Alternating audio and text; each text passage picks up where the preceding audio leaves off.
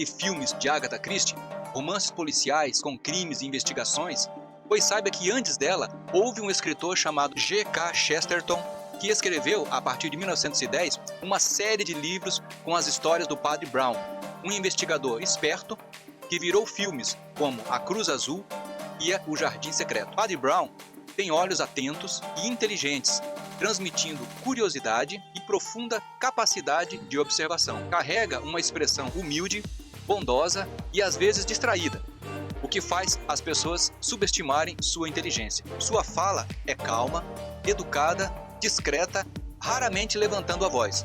O contraste é justamente uma das características mais marcantes do personagem. Ele parece um sacerdote comum e até desajeitado, mas possui uma extraordinária compreensão da natureza humana. Usa um chapéu preto, simples, de padre. Em vez de resolver crimes por meio da ciência forense ou dedução matemática, como Sherlock Holmes, ele os resolve porque conhece profundamente os pecados, as virtudes e as fraquezas das pessoas. Corta para 2026. O nosso entrevistado de hoje se assemelha muito à descrição do Padre Brown, inclusive porque também quase foi padre. Não viveu aventuras policiais e de investigação, mas, continuando o estilo de Chesterton e Agatha Christie, escreveu o romance policial chamado Benedito entre as Mulheres, que ressalta as mulheres que sempre estão envolvidas nas histórias. Então, pegue a pipoca, se acomode na poltrona e vamos para esta entrevista que com certeza vai mostrar livros que tranquilamente poderiam virar filmes. A entrevista mostra que Agatha Christie e Chesterton estariam orgulhosos de seu seguidor no estilo, o qual mostrou muita habilidade de contar histórias engraçadas, romances policiais com climas góticos e assustadores.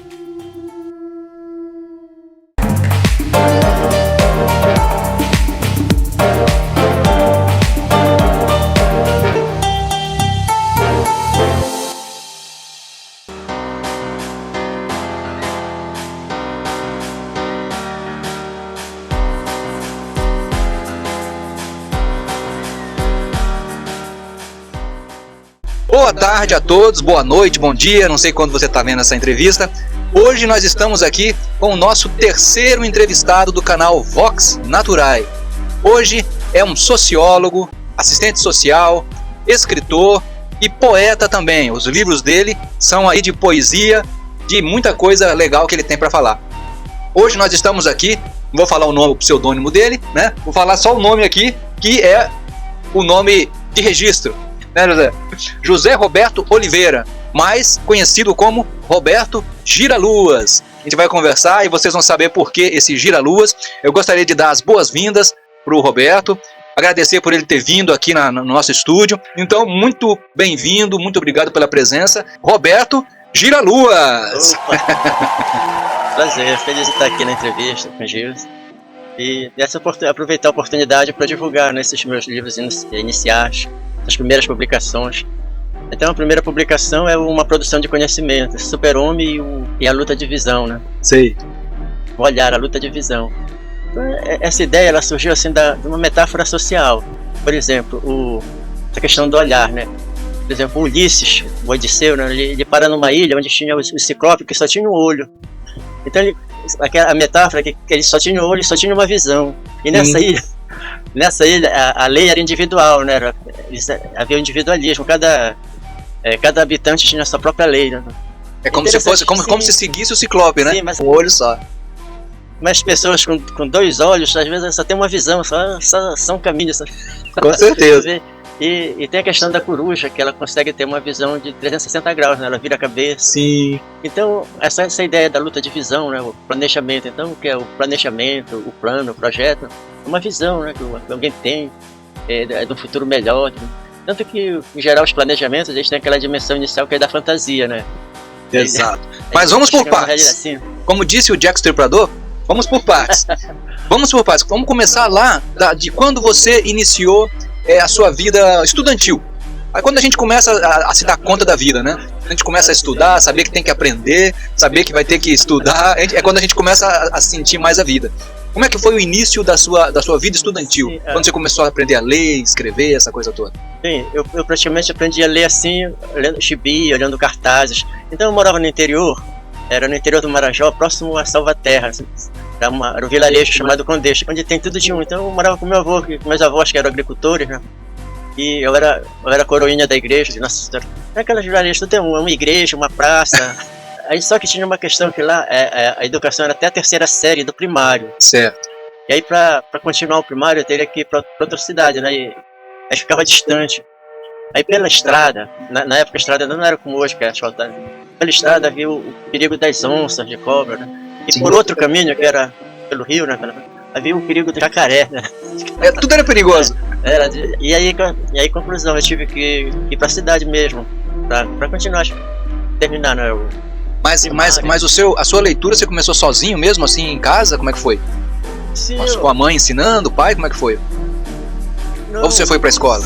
Se não, eu tive alfabetização, mas aí eu tinha aquela curiosidade pela leitura, sabe? Sim. Gibi, Sim. a gente trocava gibi, aí eu conseguia ler tudo, né? A gente queria aquele hábito de ler. Só que depois você teve que ir pra cidade pra continuar, pra cidade maior, pra continuar a sua alfabetização, os estudos. Sim, aí e na época era o ginásio. E aí a minha família queria que eu fosse padre, só que aí eu fui em Belém, fui para Belém. Aí eu era sacristão, daí. Só que teve um problema que eu não conseguia terminar o ginásio, porque eu fui pro seminário, eu repetia de anos. Aí meus colegas diziam que eu era apaixonado pela professora de francês, porque se eu pudesse... Entendi. E aí eu acabei sendo dispensado da igreja, né? Aí depois eu fui dispensado do exército, saí do exército. Aí eu fui procurar outros caminhos. Certo. E a faculdade de assistente social, né, de serviço social, você fez quando? Assim, eu fiz em 76. 76. Você entrou na faculdade? Sim, eu não sabia nem o que era serviço social, naquele impulso de... aquela minha experiência na igreja, né? Sim. Parece que influenciou para que eu escolhesse essa profissão de serviço social. E eu consegui terminar o curso, fui professor de serviço social, né? Dei aula na UFPA de pesquisa 2, pesquisa social 2. Ó, que legal. E depois eu fui ser professor em Macapá. E aí depois estudei sociologia, antropologia também. Fez a faculdade de sociologia também. Aí eu fiz mestrado em política social. Legal. Política social, mestrado. Muito legal. Na parte de sociologia, Roberto, o que inspirou você, ou o que inspira ainda, na literatura? Porque na realidade a gente procura inspiração quando escreve, pelo menos os poetas, em muita coisa. A sociologia, ela trouxe alguma inspiração para você escrever as coisas que você escreve hoje? Havia um reconhecimento que as pessoas se interessavam pelo que eu escrevia, sabe? Eu escrevia assim, em jornalzinho, essas coisas assim. E aquilo despertava. Então, no mestrado, teve a questão do Nietzsche, né? Sim. Uma professora, ela falou que ela tinha lido Nietzsche e não tinha entendido. E aí eu resolvi ter isso como desafio. Explicar para ela. E aí eu fui com a professora, que era o oráculo lá da UFPA, né? Ela me disse, olha, para entender o Nietzsche tem que ler o Nascimento da Tragédia. Se não ler, a pessoa vai ter uma visão parcial da ideia. E aí eu aceitei, eu passei 4 anos lendo o Nascimento da Tragédia, lendo e fazendo anotações, né? Aí até que um dia eu fui para uma praia e perdi as anotações. E aí foi quando eu escrevi um artigo que era o Super-Homem e o Enigma da Morte do Sujeito, né? Porque na visão do Nietzsche, o que é o ser humano? Então ele diz que é uma ponte. Então ele tem aquela visão da sociedade como teatro. Então o que seria uma ponte? Então a ponte é aquela linguagem, por exemplo, o Lúcio Mauro fazia ponte com o Chico Anísio, o Dedé Santana. Então no circo, no teatro, tem sempre aquele que faz a ponte. Na comédia, ponte ou escada, né? O pessoal fala, isso, né? Ponte ou escada? Ponte, a escada. Isso. Tanto no drama também, na tragédia, aquele que pode ser a vítima, ou tal. Sim. É o testemunho, ele entra fazendo a ponte, né? Então o ser humano, na visão do Nietzsche, seria uma ponte ou outro, né? Ele vai dizer que o diabo é o próximo, né? O diabo pode ser o próximo. Pode ser o próximo, com certeza. Que às vezes o próximo ele tá fazendo o papel do tinhoso ali, né, pra gente. Mas uma questão do Nietzsche era que aquelas traduções iniciais da filosofia, elas eram muito herméticas, era uma linguagem muito erudita e que dificultava. Hoje não, hoje elas são mais acessíveis, assim, as traduções, né? Sim. E aí, a partir desse artigo, eu escrevi os 7 capítulos, né? 7 capítulos que foi. Então essa ideia de 7 capítulos, ela veio influenciada no olhar de 7 véus dos árabes, né? Então Então, inclusive, tem a dança dos 7 véus, né? Que ela vai tirando os véus, aí menos o último, porque se ela tirar o último, é desnuda, né? Sim. Mostra verdades. Mostra as verdades. Então, os ares, por exemplo, na Turquia, você é bem tratado de ser olhado por 7 ângulos, né? São 7 olhares, o econômico, o familiar, o educacional, o do talento, para criar uma relação de confiança. Então eu fechei 7 capítulos que falam nessa ideia da luta de visão, né, a ideia do super-homem. Então essa ideia do super-homem, do Nietzsche, ela foi uma ideia que foi americanizada, né? Ela foi americanizada, então o super-homem, o Nietzsche era alemão, de Colônia, mas aí essa ideia foi americanizada como personagem, né? Super-homem. Mas na ideia do Nietzsche, o super-homem era o herói. Então tinha o cidadão e o herói, né? O cidadão era aquele que seguia as regras, as normas, as leis. Sim. E o herói não, o herói era destemido, ele criticava o governo, os deuses. Tem até aquela passagem do Teseu, que quando ele vai atrás da Medusa, ele passa por uns agricultores, um deles disse: herói, você não tem medo de morrer? Ele fala: não, a morte que tem que ter medo de mim. Então, esse é o herói, realmente. Esse é o herói, né? Que a morte tem que temer ele. Então o que acontece? Como a gente vê, por exemplo, os heróis do Super-Ano, eles têm eles passam o dia lutando, né? E tal, enfrentando bandidos, atrás da justiça, mas quando ele chega em casa, tira aquela roupa que é o símbolo do poder, o símbolo, ele se torna uma pessoa comum, liga pra namorada, lê jornal. Então, pois é, então essa ideia, por exemplo, bombeiros, policiais, essas profissões heróicas, né? É parecido, né? Então, aí o Nietzsche ele faz essa divisão da dualidade da personalidade. Então ele diz que é muito, porque no Nietzsche tudo é psicologia. Por exemplo, você Marx, é tudo economia, né? Mercado, né? O Nietzsche não, tudo é psicologia. Então ele diz assim, se a pessoa for por aquele personagem profissional 24 horas por dia, ele vai ter problema de identidade. Então ele não tem que perder o seu eu, por exemplo, entendeu? Sim. Então se ele for policial 24 horas por dia, ele vai ter problema psicológico, com certeza. Aí se ele fica, o jornalista e tal, então ele tem que ter aquela divisão. Tipo assim, não levar o trabalho para casa, problema de ir da casa para o trabalho, fazer esses cortes, né? Sim. Então, ele diz que uma das sabedorias é esse, conhecer a sua limitação, a sua força, e fazer esses cortes. Legal, então tudo isso aí incentivou ou te inspirou a escrever o que você escreve hoje. O Benedito entre as mulheres, por exemplo, ele teve a influência aí dessa questão policial, dessa questão dos heróis? Essa ideia do super-homem é uma produção de conhecimento, né? Uma tradução da linguagem. Então esse livro do super-homem, ele foi muito mal visto em algumas faculdades, né? Livro na USP, uma professora criticou muito que eu escrevo coisas que ela não pode ler, porque ela é extremamente marxista, né? Então ler sobre liberdade individual é meio difícil. De verdade. Então essa questão por exemplo, agora que a gente vê a questão da liberdade, a gente vê essa metáfora do Ulisses no filme, né? Então ele para numa ilha e ele conhece a Calypso, e a Calypso oferece tudo pra ele tem vida boa vida, menos liberdade. Ele começa a sentir falta dele. Ele começa a se sentir um animal doméstico, prisionário. Olha aí. Então, mas é interessante isso, entendeu? Então essa ideia do super-homem, essa ideia de saber administrar a liberdade, né? Que é a base do existencialismo, né? O existencialismo que veio com Sartre e tal. Então tanto Nietzsche como Kierkegaard seriam os precursores dessa corrente filosófica que é o existencialismo. Muito legal. Agora no caso do Benedito entre as mulheres, isso. Eu tinha a intenção de escrever um romance e não sabia por onde começar, né? E aí depois eu entendi, por exemplo, a Agatha Christie começa sempre com crime. Sim, ela começa com crime e depois vai ter a solução do crime lá no final do livro. E aí eu vi umas senhoras conversando e uma delas disse: bendito é o fruto, entende Benedito. E não era, ela falou: bendito é o fruto entre as mulheres, entende Benedito. Aí eu disse: já começou o título do... Ou seja, você usou uma frase religiosa, né? Uma frase religiosa com duplo sentido. E aí assim, na frente, por acaso, eu conheci um policial assim, super educado, gentil, que tava inclusive, até mostrou um presente que ele tava levando pra esposa. O cara, eu digo: caramba. Aí eu digo: esse aqui vai ser o Benedito, né? E aí eu criei o personagem, né? Mas com a intenção de mostrar a mulher por trás do policial, a mulher por trás do juiz, né? A mulher por trás do crime. Então eu falo assim: o criminoso, mas por trás dele existem mulheres, né? Pode ser a namorada e tal, né? Sim, inclusive eu estava lendo o seu livro, eu vi isso, né? Tem muitos capítulos ali, tem o nome de mulheres, né? Jennifer, Reginalda. Então, por exemplo, esse meu novo romance, ele fala de índias, porque a historiografia, ela é muito machista, ela fala no índio e não fala na Índia, né? Sim. Então as índias, por exemplo, elas adoram o Jaci e os índios adoravam o Tupã. Então existe um conflito entre eles, né? Então na pagelança, a briga religiosa existe, mas não aparece, porque eles mostram sempre a figura do índio, né? Do índio. E a mulher, ela não é a personagem, né? Ela é tipo assim como uma coadjuvante sempre, né? Mas existe as Amazonas brasileiras, né? Que eram as Icambiaras. Então elas foram inclusive elas atacaram o Francisco Orellana, né? Quando o navegador que descobre o Rio Amazonas, ele foi atacado por um grupo. Então esse grupo, elas apareciam brancas, mas é porque elas estavam camufladas. Elas se camuflavam com leite de Amapá, aquela camuflagem de guerra, né? Sim. E ele fez analogia com as Amazonas gregas, que deu origem para o nome do rio, né?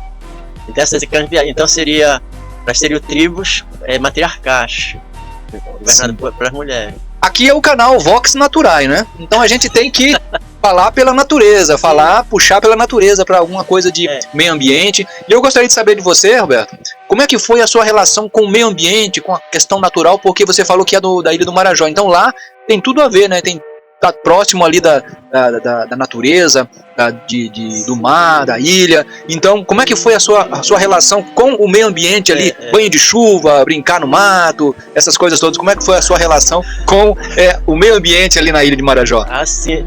Lá, por exemplo, na época que eu era garoto, havia aquelas pessoas que eles conseguiam capturar jacaré vivo, né? Eles mergulhavam. Eita! Aí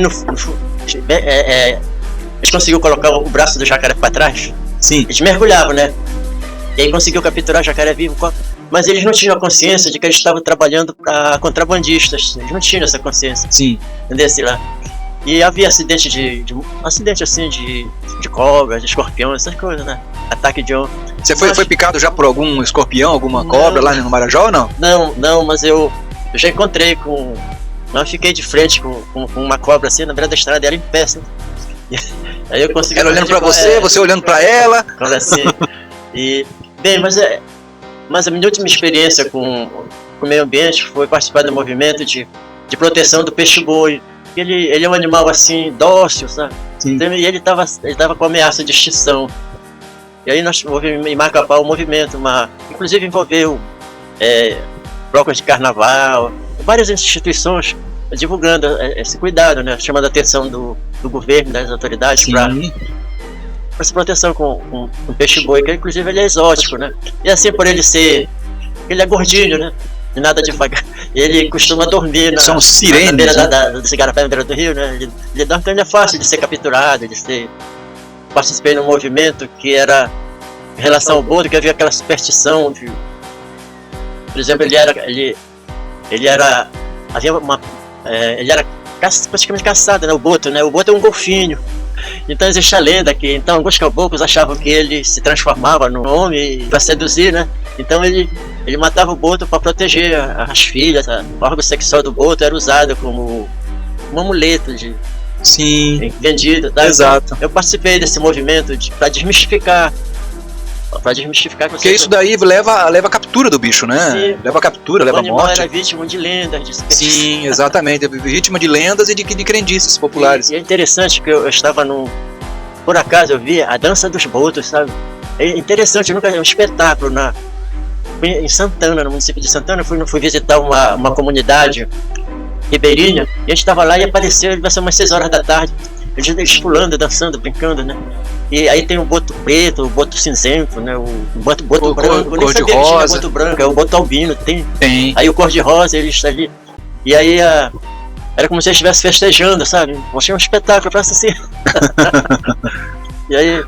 Então essa relação aí com o meio ambiente foi mais de proteção mesmo, né? Você teve uma relação bem de proteção do meio ambiente, né? Sim, eu fiz amizade com alguns fotógrafos da vida selvagem, que eles entram na mata assim, aí passam dias e dias, né? Tem um custo essa aventura é quase um safari, né? Que eles viajam de ônibus, de van, andando a pé, de canoa, de barca. Aí tem que levar o mateiro, cara, tem uma equipe. Sim, né, tem que ter o cara que guia, né? Sim. O mateiro ali que vai guiar o cara. Ele não conhece a mata, ele vai ter que ter alguém pra guiar. E aí, por exemplo, tirar foto do urubu rei branco, sabe? Assim, aves raras, né? Tem esses animais exóticos, pássaros exóticos, essas cachoeiras. Sim, agora eu quero saber como é que foi a sua vinda para Santa Catarina. Você falou que foi do Marajó, foi de Amapá, foi professor no Pará, tudo lá para cima, tudo região norte. Como é que foi para você para chegar aqui em Santa Catarina, você escolheu Santa Catarina? Qual foi o critério? Bem, Foi ao acaso? Como é que foi que você chegou por aqui? Foi ao caso, mas me disseram que foi como eu moro em São José, e meu nome é José, que foi São José que me chamou pra cá. Não duvido, não. Aí eu gostei, eu transferi meu título pra cá e eu já me considero um cidadão josefense. Você agora tá aposentado, né, Roberto? Sim, tá aposentado e veio residir pra cá, né? Veio fixar a residência. Aí aí essa questão de não fazer, de se aposentar e não fazer nada cansa, sabe? Cansa, e? E aí E como cansa? Aí como eu descobri essa habilidade de escrever, né? Aí eu escrevo, aí eu tô terminando esse meu terceiro romance, que é O Sorriso da Amazônia. Então, nos anos 60, houve uma corrida de ouro no Iapoque, então não precisava cavar, eles achavam ouro no chão, sabe? Olha aí. Só que uma parte do ouro ficava na fronteira, ali com a França. E aí os garimpeiros tinham problema com a guarda de fronteira, dos dois lados, né? E aí no Brasil os garimpos são clandestinos, porque tudo que está na terra é do governo. Verdade. Então ele fala disso e na volta, o garimpeiro ele vai conhecer lá ele vai encontrar essas tribos isoladas que tem na Amazônia, né? Só que é uma tribo de mulheres, que são descendentes das escambiaras. E elas confundem ele como se ele fosse enviado do deus Caran, que é o deus da. E aí ele vai levado para a tribo com a missão de ter uma arena, de garantir a espécie, a prole lá das. E aí ele vai, né, o garimpeiro. Aí vai ter, porque é o seguinte, em geral na literatura, o herói sempre está querendo voltar para casa, né? Que não tem aquele negócio de voltar para casa. Vai para algum lugar, Tem até nos filmes, né? Voltar pra casa, vamos voltar pra casa. Tem até os filmes americanos, normalmente tem isso, né? Go home, volte pra casa. E esse personagem é o Serrinha. Então o Serrinha ele é de Taubá, onde tem uma família. É interessante que lá na Amazônia existe aquelas comunidades de ribeirinhos. Então esses ribeirinhos eles são sem terra. Então como eles não têm a terra para fazer sua residência, eles fazem sua casa na beira dos rios, sabe? Sim. Aí fica aquelas vilas assim que é de palafitas, que tu acessa por ponte, trapiche, sabe? Então ali nas enchentes entra jacaré na casa, acontece, né? Eles convivem, porque aquele habitat não é próprio para eles. Em Manaus tem um bairro chamado Bairro do Céu. Morei lá durante 2 anos e lá esse bairro ele chama Bairro do Céu porque fica em cima de estacas, né? Uma palafitas. E aí fica no alto. Acredito que seja por isso que seja o nome Bairro do Céu, que fica flutuando, meio que flutuando. Sim, essa questão, por exemplo, a nossa natureza primata nos impulsiona para a terra, mas a nossa natureza reptiliana faz a gente ter atração pelo rio, pelo mar, né? Porque então é interessante nessa questão da pessoa conseguir criar moradia em cima do rio. Aproveitando o ambiente ali, né? Porque se não tem terra, vai ser em cima do rio mesmo. Sim. Então o Serrinha, ele é dessas comunidades, né? Aí ele vai ser um personagem interessante, né? O Serrinha. Serrinha, é um spoiler aí, né? Já é um spoiler aí do livro. Ele se apaixona e não dá certo, ele quer ser um ator, né? Ele vai e aí ele desiste de ser ator, né? De comediante. Ele tem feição de comediante, assim, bochechudo. Ele resolve ser garimpeiro. Resolve garimpar. E tal. E aí vai mostrar assim, porque ele escreveu muito essa ideia de escrever sobre a Amazônia. Então, quando eu era jovem, eu lia muito de aventura na África, no Egito, né? Então, a Amazônia ela é hoje um novo cenário para literatura, né? Para o filme. Sim, inclusive tem muitos filmes aí que estão vindo para a Amazônia aqui para poder filmar. Né? Anaconda já veio 2 filmes da Anaconda. É um local onde o pessoal está explorando bastante. Teve filmes brasileiros também, né, se não me engano. Teve alguns filmes brasileiros aí que usaram a Amazônia. Bom, isso aí foi a sua inspiração sobre a Amazônia, sobre o seu novo romance. Eu tô interessado no Benedito Entre as Mulheres, por causa que é o livro que eu tô lendo, o livro seu que tá aqui em exposição que eu tô lendo, e eu tô bem interessado para saber como é que foi, além do nome, que foi uma coisa que você ouviu, né? Bendito entre as mulheres, você entendeu Benedito entre as mulheres. Mas a valorização da mulher em cada capítulo ali, como você colocou, sim, eu já vi. Aí tem eu tive uma influência muito forte de Edgar Allan Poe, né? Sim. Porque Edgar Allan Poe, ele tem muitos personagens femininas, né? Então, as Leonoras, né? As personagens femininas, elas se tornam espectrais, né? Fantasmagóricas. Então, isso. Então então essa ideia do Benedito aí tem essa influência, né? de tratar a figura feminina de uma forma elogiosa, sabe? Tá. E aí tem a questão do... O livro do Benedito é um suspense de sedução. Então, por exemplo, o Kierkegaard, ele estuda a sedução, né? Então ele estuda o fenômeno do Dom Juan. Então, na época, o Dom Juan era um novo tipo. Era uma pessoa educada, bem vestida, era um cavalheiro, cantava, né? Encantava as mulheres, o Dom Juan. Então, o Kierkegaard conta que ele conheceu um casal, que era um nobre, e esse casal, eles eram noivos e viviam a dialética da felicidade. Juntos, eles esqueciam o mundo. Ele se torna amigo do Dom Juan, apresenta a noiva pro Dom Juan, aí com uma semana ele não tinha mais nem amigo nem noiva. Ou seja, perdeu a noiva. E aí, o Dom Juan é condenado pro... Não tinha presídio na Dinamarca, né? Ele é condenado por juízes para ser reeducado num seminário lá. Aí com 3 meses havia um pandemônio no seminário, né? Era uma freira grávida, freira apaixonada, aí o Dom Juan já tinha fugido, né, pra Espanha, já tinha ido atrás de outras aventuras. Mas essa ideia da sedução, ela não é só no sentido amoroso romântico, por exemplo. Se você tem uma loja, você precisa de vendedores sedutores. Se você tem vendedores assim, que não tem essa sensibilidade, esse potencial, ele vai espantar a freguês. Tem que ser pelo menos cordial, não é, Roberto? Sim. Olha, eu entrei numa loja, eu ia comprar um pente, aí a vendedora, sei lá, eu comprei um monte de bugiganga, sabe mesmo. Aí essa questão, entendeu? Que a sedução, ela é um fenômeno da existência, né? Sim. Aí no caso do Benedito, ele tenta seduzir, mas depois ele descobre que quem seduz é a mulher, ela que está seduzindo. Ele que era seduzido. E aí ele tentava seduzir alguém, ele lutava e tal, mas aí no final ela que seduzia. Aí tem essa suspensa Então o Benedito era assim, ele se torna um policial por acaso. Ele vai pra cidade, né? E o avô dele diz: olha, se tu achares que tu for burro, entra pra polícia. Aí por coincidência, sabe, ele não conseguiu, ele entrou pra polícia, né? Aí, ele não conseguiu. Aí foi por acaso, né? E aí ele vai. Ele descobre que ele é um policial que tem essa. E aí que é um trabalho de equipe, entendeu? Não é mais aquele policial do romance tradicional que descobre as coisas. Sozinho descobre, não. Sim. Aí tem toda uma equipe, e aí nessa equipe tem as mulheres, né, que vão estar com ele, né, as parceiras. Sim, é bem interessante, eu tô lendo.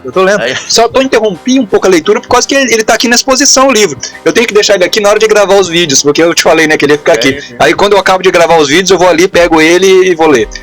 Mas muito legal. Aí tem as namoradas que vai aparecendo, né? Aí tem uma delas que eu gostei, a dona Célia, que é a esposa do vereador Baratão, sabe? A esposa do vereador, ela é uma figura interessante, cara. Essas mulheres que você colocou no livro, elas são todas fictícias? Ou você se inspirou em alguém para colocar ali no livro, nas histórias?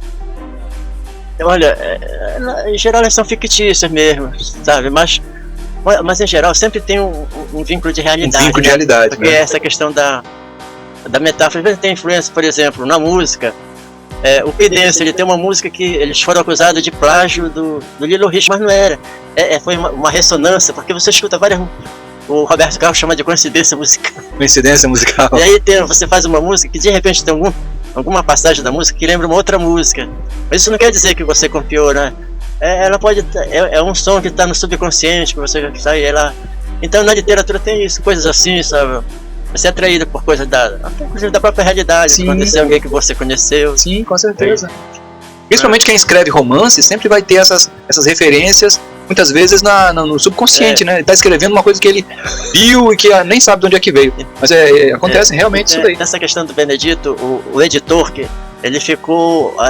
quando ele acha, porque o Benedito ele é dos anos 90, quando chega a modernização na polícia está se modernizando, a questão da modernização da linguagem, uma série de coisas. E então ele é uma pessoa de época, né? Então ele acha que o Benedito, ele disse para ressaltar bem essa questão da época, porque hoje o Benedito seria cancelado, não pode. Seria cancelado. Ele ia ser processado por assédio, por não sei o quê. Ele teve uma experiência na Feira do Livro. Uma senhora que comprou o livro do Benedito, ela falou que há 22 anos ela só lia a Bíblia, ela nunca leu outro livro além da Bíblia. Aí passado umas semanas eu encontrei com ela e ela estava assustada. Aí o Benedito mexeu com ela, sabe? Aí ela falou comigo como se ela fosse ela falou uma linguagem que eu não entendi, como se ela estivesse falando Eu digo, caramba, Benedito Mexeu com ela. Uma leitora nova, inclusive, né, Roberto? Porque se ela não lia, ela era uma leitora nova. Por exemplo, eu estava vendo o Prêmio Nobel de Literatura, ele usa o tema como uma questão de herdeiros. Então hoje o herdeiro está sendo o herói do futuro. A Globo está usando os herdeiros, né? Briga de herdeiros e tal. Por exemplo, Império Romano, a decadência, houve a briga dos herdeiros, os vikings, né? A diáspora viking, tá? Então essa questão dos herdeiros e casa abandonada, habitada por espírito de herdeiros. Então esse Prêmio Nobel de Literatura, ele vai mostrar esse conflito de herdeiros. Então, muito engraçado. E a questão do tempo, ele não tem assim, aquele tempo linear, sabe? Não é isso, não. Aí usa um tempo psicológico, né? O tempo psicológico. Aí de repente volta pro. Não tem aquele compromisso. Isso, tem o cronológico e o psicológico dos filmes. Aí vai rompendo assim. Bom, aí por coincidência, esses livros eles têm essa característica do escritor que ganhou o Nobel, né? A questão lá do tempo. E essa questão do gótico, né? Do elemento gótico. Sim. Aí tem é interessante explorar isso. No livro do Benedito tem um capítulo, tem um momento gótico dentro do livro, né? Que é a assombração de beira de estrada, né? Isso é um fenômeno mundial e muito brasileiro também, né? Muito brasileiro o fenômeno da assombração de beira de estrada, né? Tem Japão, muita coisa no Brasil sobre isso. Tem a fantasma do gelo, né? Lá no Japão, aí quando, na época do frio, né, eles têm cuidado, eles não dão carona para uma mulher que esteja sozinha na estrada, que pode ser a fantasma do gelo, da nevasca, né? Uma coisa assim. No Brasil tem a loira do banheiro, né? A loira do banheiro ela é famosa aí. A loira da estrada. A loira da estrada também existe aí essa mística, essa cultura urbana, essa lenda urbana. Então sempre tem esse elemento gótico no livro do Benedito, né? E nesse outro livro também vai ter o é bem assustador assim, nesse meu novo livro, esse capítulo gótico. Seus livros, pelo jeito, Roberto, se pegar e fizer uma peça teatral, fizer um vídeo, um documentário, um filme, tem material para isso, né? Não, porque a minha preocupação é manter o interesse. Então eu escrevo como se eu fosse leitor, entendeu? Para manter aquela tensão, o suspense, entendeu? Aí o momento assim, aí tem a questão da comédia, entendeu? Aí exato, porque pra pessoa rir, ela se emocionar. Exato, porque todos os filmes que fazem sucesso, realmente, se você for ver, tem a aventura, tem o romance ali, o casal, o par romântico, tem o vilão e vai ter o desfecho ali da situação. Se for ver todos os grandes filmes que fizeram realmente sucesso, eles vão ter todos esses elementos aí, né? O herói, o vilão, o par romântico e sempre tem um elemento de humor também, né? Alguém que faz o papel ali do palhaço da situação. É a parte da. Mas tem uma questão interessante que na literatura existe exagero. Por exemplo, o feio na literatura, quando é feio, é feio. Quem são os feios da literatura? O Corcunda de Notre Dame, o Frankenstein, é feio. Quando é feio, é feio. A Fera, aí, quando a Bela e a Fera. Quando é bonito mesmo. A mulher, quando é bonita, na literatura, ela é perfeita. Então, aí tem essa questão, né? Quando é mal mesmo. Aí quando é bom, é bom. Não tem defeito, né? Não tem nenhum defeito. Os bons não tem nenhum defeito. Então, a literatura, ela tem essa marca, né? Do exagero, né? Sim. Porque os personagens eles têm que, acredito eu, quem escreve os romances, tem que deixar na cabeça do leitor, tem que deixar uma coisa bem cristalizada, né? Se é herói, se é vilão, é vilão. Só que muitas vezes tem romances aí que às vezes faz com que o vilão seja visto de um outro lado, né? Seja visto o lado humano do vilão, vamos dizer assim. Bom, agora eu queria saber de você, Roberto, o seguinte: a leitura, como é que está a leitura das pessoas? Você sente que as pessoas estão interessadas em ler, não leem porque talvez não tenham oportunidade?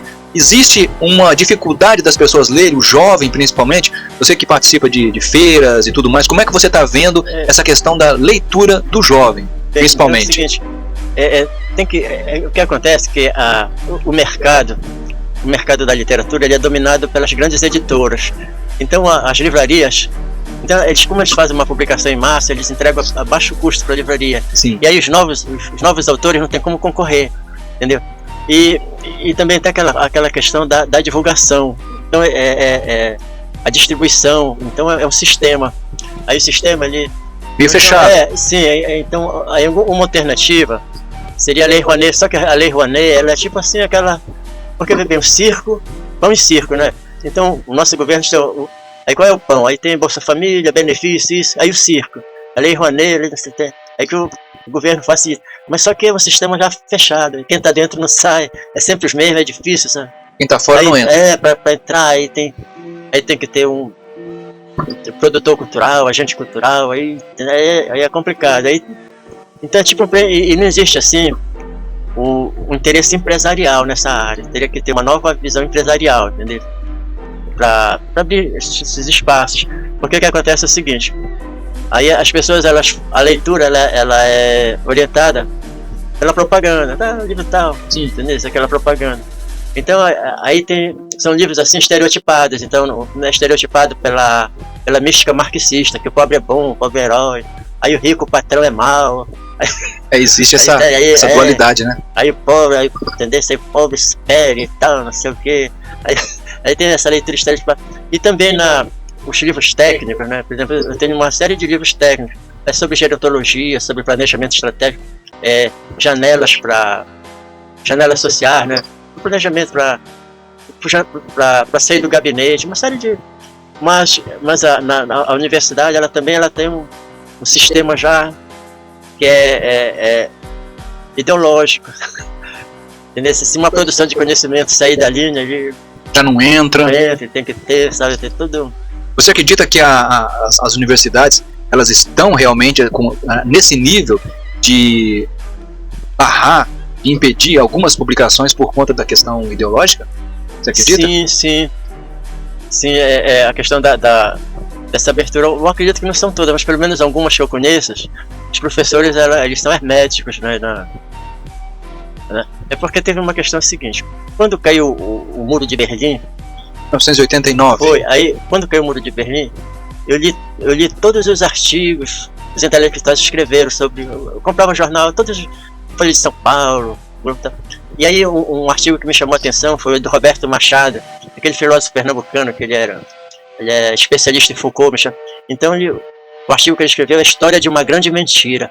Aí eu li esse artigo umas 40 vezes, aí uma das mentiras é a questão de levar a igualdade ao pé da letra, essa ideia. A igualdade, a liberdade, elas são só parâmetros. Parâmetros, não é algo que você vai 100%, né? Porque nós somos... Então e aí, para entender qual era essa grande mentira, tá? Então, tem algumas coisas assim, por exemplo, por que tem shopping? Porque tem empresário, tem empreendimento, entendeu? Aí, por exemplo, a Revolução Industrial, ela foi feita por inventores. Alguém inventou o sabão em barra, que melhorou a saúde pública, outro inventou o sabonete. A máquina a vapor, né? Sim, que deu origem a outras invenções. E esses inventos, e aí, é claro que no início as fábricas eram sombrias, não havia a iluminação que tem hoje e tal. Tudo foi ao longo do tempo, né? Aí vai a mudança de regime de trabalho, da escravidão pro operariado, ela é gradativa, ela não é assim. Houve o fenômeno das imigrações, entendeu? Então você não pode pensar assim, de ver o empresário, o investimento como o bicho-papão, né? Aquela visão tradicional. Ou ver o governo de Robin Hood, né? Tirar dos ricos e dar pros pobres. Essas coisas assim, Então o que aconteceu? Hoje a sociedade é fragmentada. Então aquela ideia, antes eram as clãs, né? As clãs, então essa ideia de classe, ela está hoje, por exemplo, já está diluída por grupos, por facções, por secções, né? Não é bem assim, né? Aí porque antes não tinha classe média, então a classe média é um fenômeno, né? A classe média, ela veio mostrar que você pode sair da pobreza e pelo menos ter uma condição, será que não foi isso? Ou então descer, né? Ou descer, né? Muitos ricos viraram classe média. Sim, é porque tem... Então essa questão do rico, então por exemplo, eu estava vendo aí empresários do esporte, né? Então eles ficam com 50% do que o jogador ganha, que acham isso é um absurdo. Mas vê bem, quando ele faz investimento, ele faz investimento em 10, 20 atletas. Muitos, só 1 ou 2 vai dar certo. Entendeu? Aí tem que ter o retorno do investimento, pelo menos em 1, 2 que deram certo. Aí assim acontece na música e tal. Então na literatura teria que acontecer alguma coisa parecida, nessa coragem de investir, de atrair, entendeu? Mas esse fato de nós termos um sistema educativo ideológico, ele afasta essas iniciativas. Você acredita que essa aproximação ideológica pro ensino que você acredita que existe afasta o empresariado? Será que é isso? Sim, inibe. E outra coisa também, existe o brasileiro, como diz o Gilberto Freire, ele sofre de ideal externo, então o que é bom tá lá fora. Então, pronto, assim, nacional, né? Então, em geral, o autor nacional tem que usar um nome estrangeiro. Se ele colocar um livro assim, José Silva, o pessoal vai olhar. O Ariano Suassuna, ele já deu umas entrevistas que ele discordou disso frontalmente. Ele falou se vê que ele tem um nome diferente, né? Ele tem um diferente. Mas os personagens dele, ele falou, não, eu não vou mudar meus personagens. Vai ser o Chicó, vai ser o João Grilo, né? Vai ser o Grilo lá, e acabou-se. Eu não vou botar nome. Porque ele conversou com um colega dele lá, tem essa entrevista na internet, que o cara falou assim, eu coloco meus personagens no nome de João. Porque quando traduzir, vai ser fácil, vai ser John. Ele falou, não, eu não vou mudar o nome do personagem. Vai ser Chicó mesmo e acabou-se. Mas isso aí é interessante também. Bom, já estamos aqui com 50 minutos de entrevista. E agora eu gostaria de saber de você como é que o pessoal encontra você, encontra os seus livros, se você faz palestras, se você faz seminários, se você faz alguma coisa em relação à literatura, oficina de literatura, alguma coisa desse tipo. Deixar os seus contatos, deixar uma mensagem também para as pessoas sobre literatura, sobre escrever, que às vezes a pessoa precisa de um estímulo, né, para poder escrever. Quando eu era professor, eu dava palestras e tinha um viés engraçado, fazia público rir, sabe, tal. E era assim bem autêntico. Mas agora, depois que eu me aposentei, então que eu me tornei escritor, ainda estou numa fase de anonimato, mas eu estou à disposição de falar, né? Quais são os seus contatos? Rede social, telefone, você quer deixar pra gente, para poder o pessoal achar você? Sim, pode divulgar o meu telefone, o meu WhatsApp, pode divulgar à vontade. Eu tentei colocar meus livros na Amazon, mas quando eu fui tentar colocar, quando eu vi, eu estava me colocando num curso. eu acho que eu cliquei errado, alguma coisa assim. Mas nós que somos imigrantes, né, Roberto? Nós nascemos numa época que não tinha internet e migramos, né, para a época da internet. Esse negócio às vezes complica pra gente, né? Eu também me bati lá na Amazon para colocar meu livro lá, mas consegui. Não sei se estava funcionando, mas tá lá. Sim, aí eu estou tentando fazer essa divulgação, né, pro próximo. E não só isso, mas também fazer algumas viagens. Eu pretendo visitar o Amapá, que o Amapá foi um dos cenários O Amapá é o cenário do livro do Benedito, né? E também Na verdade, você está voltando, né? Porque você já passou por lá, você vai reencontrar o Amapá. Isso, lá. O Amapá ele faz fronteira com a França, né? E agora acharam o petróleo no Amapá, né? A Petrobras está lá. Olha aí. Na plataforma lá tem. Mensagem. A mensagem que você gostaria de deixar para os jovens que querem escrever, para o jovem que talvez não leia muito e que você gostaria que lesse mais os seus livros, né? Descobrisse o Benedito entre as mulheres. Sim. Qual a mensagem que você poderia deixar para os jovens, Roberto? Bem, olha, para o jovem, assim, primeiro tem que descobrir o talento, né? Então, todo jovem tem um talento, tem uma habilidade, uma aptidão, que às vezes ele mesmo desconhece ou ele não valoriza. Sim. Entendeu? Então, às vezes ele tem assim, ele pensa a nível de fantasia, quero ser não sei o quê. Mas aí ele tem, quando ele faz essa descoberta, por exemplo, para escrever, eu acho que precisa de 3 pontos. Um é desenvolver a habilidade, né, da escrita, desenvolver a leitura, né, essas referências de leituras e a questão da imaginação, né, e tal. Aí ele vai criando método, e esse método é um estilo, uma forma de cantar. Pode ser dramática, cômica, sabe? Ele vai conectando as ideias, né? Roberto, você acredita que essa influência, não é influência, eu acredito que seja até uma coisa meio compulsória, porque as pessoas não deixam de usar hoje em dia a internet e celular toda hora na mão. Você acredita que essa quase que um assédio que existe no meio digital nas pessoas, você acredita que as pessoas conseguem se livrar disso e pegar um livro para ler e de certa forma se desvencilhar dessa cultura digital que a gente está imerso nela? Bem, olha, havia assim na ficção, né, aquela ideia por exemplo, tem um filme do Woody Allen que a pessoa que ela vivia no cinema, ela entra no... Sim, tem esse filme, né? Tem esse filme, sim. Então tem esse fenômeno da transposição, da cinésia, né? Então, por exemplo, a questão, por exemplo, hoje, a questão da verdade. A filosofia surge com a discussão da verdade, eram os sofistas e os e os socráticos. Os socráticos eram da saúde e os sofistas advogados. Então os sofistas riam dessa ideia, porque na saúde a verdade ela tem um critério que é a arte da medição, né? Medicina, arte. Então hoje se discute a pós-verdade. Então, por exemplo, no marxismo, o Marx diz que a verdade está na revolução, naquilo que o proletário fala. E tudo que vem da burguesia é falso, vai negar, dizer que não, entender? Então, você pode ter essa ideia da visão da verdade ideológica e também na relação de fantasia. Por exemplo, você vê o fake news e vê aquilo como verdade. Aí entra naquela... Então tem algumas mensagens que assustam, sabe? Eu estava lendo e falo de estupradores, como se cada esquina houvesse um estuprador. Assédio, sabe? Então tem pessoas que se influenciam com isso, é como se ela entrasse no vídeo, entendeu? Ela fosse viver aquela situação que está no vídeo. Essa influência digital, a gente tem uma forma da gente se livrar dela? Outros têm medo de assalto. Se for no Rio, vou me assaltar, não sei o quê.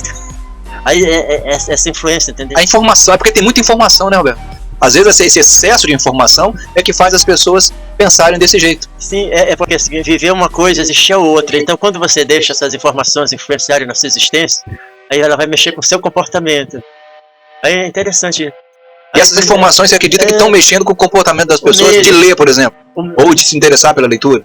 Sim, então essa questão da leitura, ela tem que ter... Porque algum livro ele pode influenciar a pessoa, sabe? Por exemplo, livros moralistas, livros assim, puritanos. Aí pode servir de espelho. Eu quero ser... Exato. Pode influenciar ali o comportamento da pessoa, né? Sim. Como influencia, né? A gente quando lê os primeiros livros da gente lá, a gente meio que começa a copiar, às vezes, um personagem que está ali. Assim, por exemplo, esses livros que eu escrevo, a intenção é o entretenimento. Entretenimento para distrair a pessoa que trabalha, que estuda, para ela rir, se emocionar, sabe? Mas olha, por exemplo, antes das novelas, você tinha essa ideia de romantismo, para entreter. Aí começaram a colocar elemento ideológico, sabe? Conflito ideológico dentro da novela, aí luta social. Tu acha que isso aí tem uma função ou é talvez um exagero criativo? Tem aquela não é bem assim aquela função de idealismo mesmo, né? De querer do pensamento único, sabe? Influenciar no pensamento. Certo. Mas muito legal, muito interessante. Sim, mas aí essa questão porque tem aquela questão, por exemplo, aqui no Brasil, hoje a questão da idade, né? Por exemplo, 18 anos ainda se acha, de acordo com o estatuto, que com 18 anos não tem ainda, não tem maturidade, então, mas às vezes não é bem verdade. Tem jovem que sabe, que tem. Mas claro, o jovem, em geral, ele é mais assim, receptivo à influência, sabe? Sim.